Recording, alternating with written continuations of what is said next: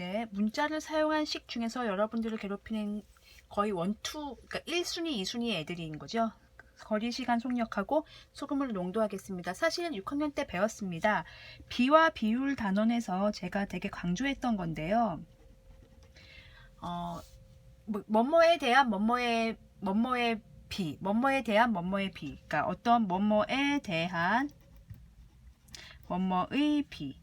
이게 이제 비와 비율 표시였잖아요. 그러니까 빠르기라는 것은 빠르기를 이제 두 글자로 중학교 오면 속력이라고 많이 합니다.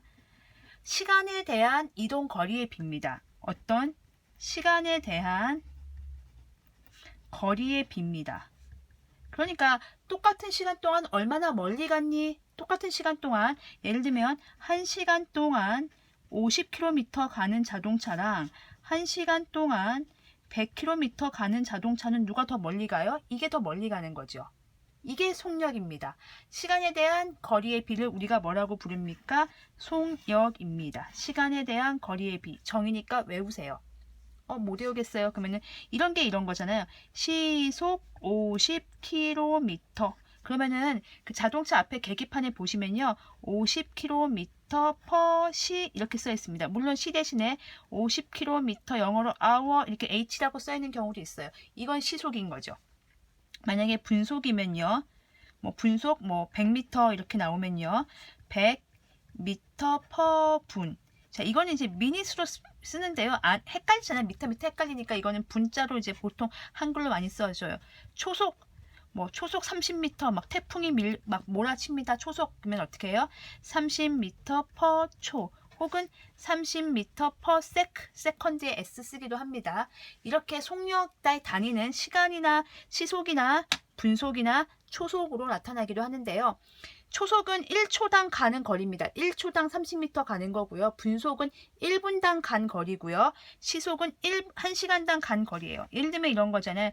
2시간 동안 우리가 100km 갔어요. 그러면 약분을 하는 거죠. 이렇게. 그럼 1시간 동안 얼마큼 가는 겁니까? 50km 가는 겁니다. 그게 이건 거죠. 시속 50km. 속력 개념 이해 가셨습니까? 시간에 대한 거리의 비입니다. 그러면 우리가 아까 요거 생각했어요. 속력하고 거리는 어떤 관계가 있을까요? 예를 들면 속력이 50km예요. 자, 친구가 초보 운전이에요. 50km 친구가 50km 이상은 안 달려요. 물론 이 속도로 지금 고속도로 올라가면 큰일 나는데 어쨌든 친구가 올라갔다고 생각합시다. 부산까지 가는데요. 부산까지 거리가 100km거든요.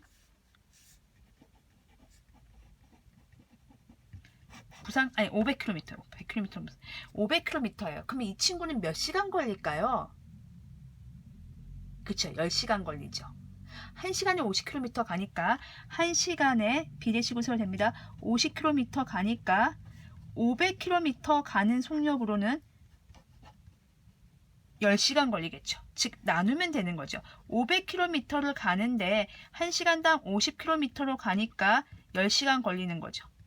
친구야, 너는 안 되겠다. 너의 실력으로는 고속도로를 못 하겠다라고 이제 다른 사람을 불러야죠. 시속 100km로 가는 사람이 필요한 거죠.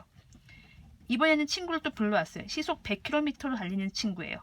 자, 그러면 부산까지 500km라고 생각을 하면 이 친구는 몇 시간 걸리겠어요? 그렇죠. 1시간에 100km니까 5시간이면 되겠죠. 즉, 거리를 속력으로 나눠주면 5시간이 남는 거죠. 이렇게. 즉, 내가 이동할 때 걸리는 시간이 궁금하면요. 거리를 나누기 속력으로 하시면 되는 거예요. 이해 가셨습니까? 그러면 이제 또 이렇게 생각할 수도 있잖아요, 여러분. 실제 간 거리를 계산할 수도 있어요. 자, 만약에 시속 100km예요. 자, 친구야, 여행 놀러가자. 시속 100km로 갔어요. 3시간 동안 달렸습니다. 우리는 얼마큼 떨어졌을까요? 출발 지점에서. 그렇죠? 300km만큼 떨어졌겠죠. 즉, 거리는 속력 곱하기 시간입니다. 자, 이렇게 이해를 하면 돼요. 속력은 시간에 대한 거리의 비고요. 시간은 전체 거리를 속력으로 나눠주시면 되고요. 거리는 속력 곱하기 시간이라고 생각하시면 되는데 이게 잘 안 외워져요, 여러분. 그래서 여러분들이 이제 많이 쓰는 그 그림이 있어요. 이렇게 마우스 같은 딸깍딸깍 마우스 그림을 그리셔도 되고요. 아니면 이런 삼각형 그림도 상관없습니다. 그래서 거기다 쓰세요. 속력은요. 시간에 대한, 이게 분수라고 생각하시면 돼요. 시간에 대한 거리의 비다. 그래서 거속시라고 많이 쓰세요. 속력은 시간에 대한 거리의 비죠. 시간에 대한 거리의 비. 자, 그러면 속력은 시간 분의 거리라고 생각하시면 돼요. 시간에 대한 거리의 비였어요. 자, 시간은요, 아까 만약에 부산까지 얼마 걸렸어요? 친구야, 부산까지 시속 50km로 가는 친구를 간다고 했어요. 부산까지 500km거든요. 500km 나누기 50km 퍼시 하니까 10시간 걸리죠. 거리를 속력으로 나눈 거잖아요. 시간을 궁금하면 속력분의 거리 하시면 됩니다. 거리를 속력으로 나누시면 됩니다. 왜?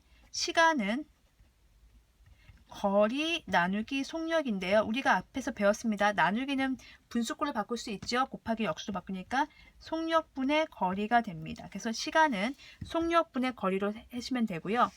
또 친구야, 우리 놀러 가자 해놓고 어떻게 했어요?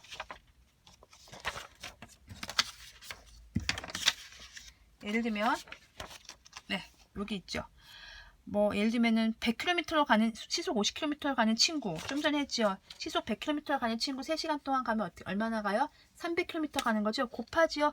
거리는 속력 곱하기 시간. 요 표시가 그 뜻이에요.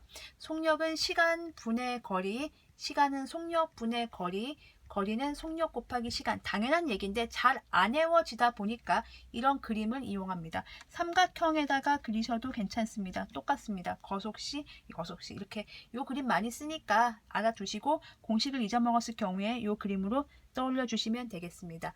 이게 속력에 대한 얘기였습니다. 그러면 소금물 농도에 대한 얘기는 다음 영상에서 또 설명을 드리겠습니다. 소금물 농도는 다음 영상을 봐주시기 바랍니다.